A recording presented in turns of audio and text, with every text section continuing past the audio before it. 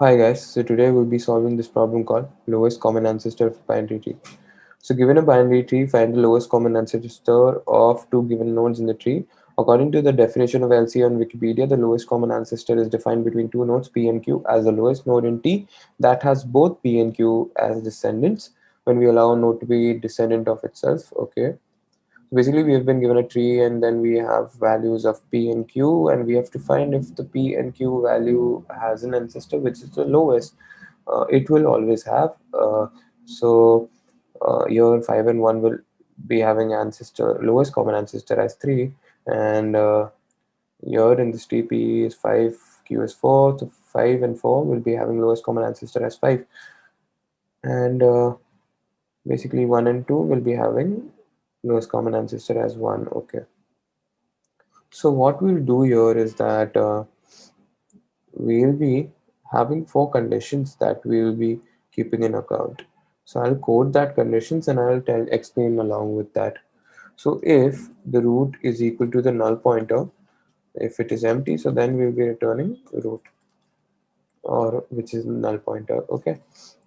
Otherwise, if root's value is equal to p value, or root's value is equal to q val, then we'll be returning root.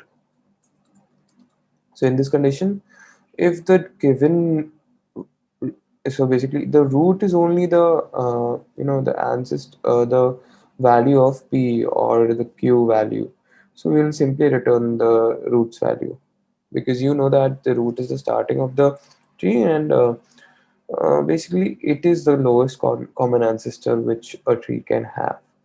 So we'll be returning that, and otherwise we'll be going to the left side of the tree, lowest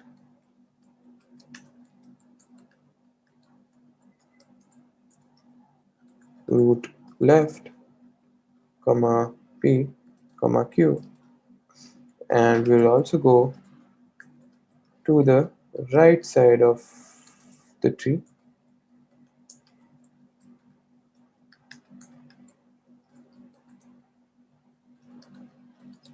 comma p, comma q. So after this,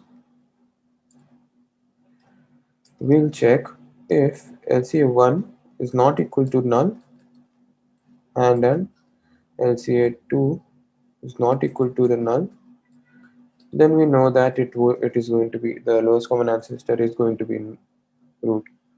So basically, if it is present, if LCA1 also gets the the lowest common ancestor, and LCA2 also gets the lowest common ancestor, then we know that both the the left side and the right side have only one root common, one node common, which is the root element.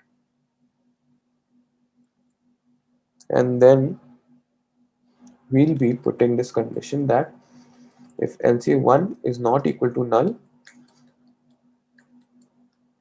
we'll return LCA1, otherwise we'll return LCA2. So what is this doing is that if one of them, one of them gets the lowest common ancestor, then we'll return that, otherwise we'll return the other one. So let's run the code. Yeah, that works. Yeah. So basically it's a very uh, observant problem, I might call it. You need to understand how things are working, how you're going to find the lowest common ancestor. As long as you understand these four cases, you will be fine to go with it. So I hope you guys understood the problem. Thank you.